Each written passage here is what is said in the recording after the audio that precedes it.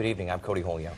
And I'm Liz Bishop. It's now been a little more than 24 hours since we broke this story, and we now know that a man, a woman, and 2 children ages 7 and 10 were murdered in their Guilderland home. Tonight, the hunt for a killer is on. We begin our live team coverage with Greg Floyd at the scene, where the story continues to unfold right now.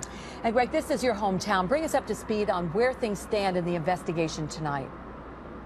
Yeah, sure will, Liz and Cody. This is my hometown. If you grew up here like I did, if you live here, you drive up and down this busy Route 20 corridor pretty much every day of your life, and it's hard to imagine the horror that unfolded in this bungalow right here behind me. As you said, 2 adults in their late 30s, a man and a woman, and 2 young children, boys ages 7 and 10. Guilderland Elementary School students. We found out today they're in the 2nd and the 5th grades. Their bodies all found inside this bungalow yesterday.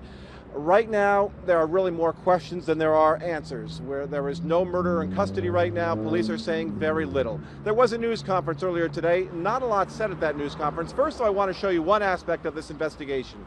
Today, police were stopping cars on this busy street. This morning, stopping cars, asking drivers for help.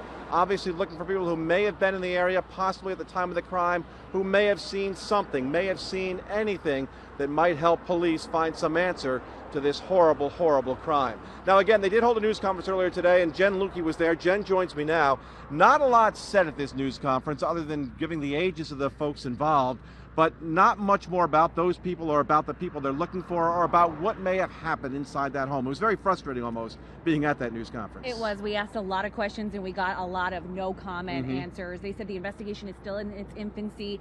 It has been hindered quite a bit because the victims in this case are of Chinese descent, and they needed to bring in interpreters in order to be able to communicate with witnesses, with family members. But we did learn a little bit more about that family and about the investigation.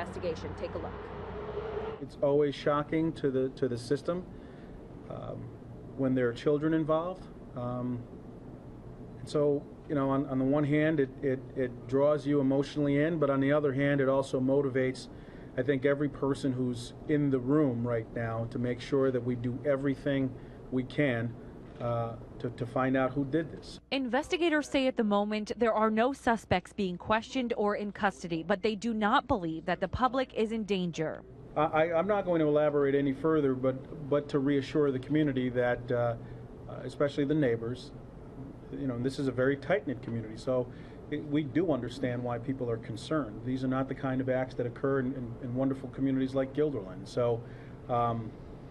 But let's just say that based upon at least preliminary observations, this is not something that the public should be panicked about. Still, those who live in the area are understandably nervous and devastated about the murders.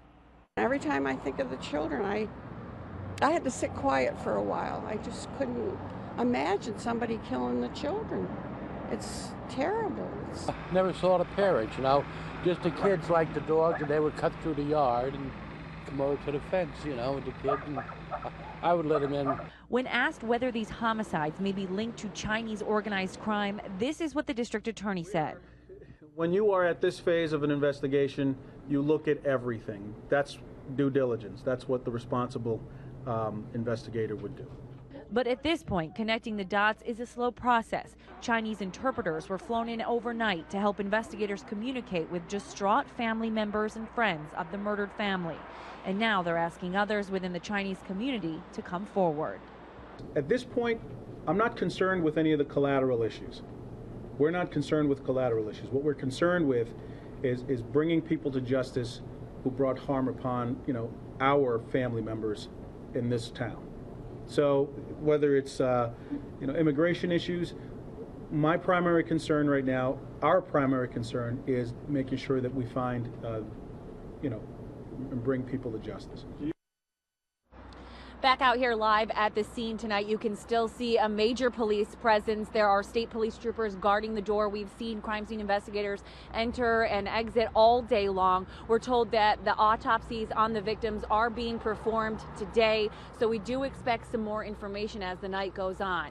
Now, as we mentioned, 2 of the victims in this case, a 7-year-old and a 10-year-old boy, were elementary students at Guilderland Elementary, and that's where our Kimberly Howard is tonight. She's been talking with the superintendent and parents about how they're talking to their children about this loss. Yeah.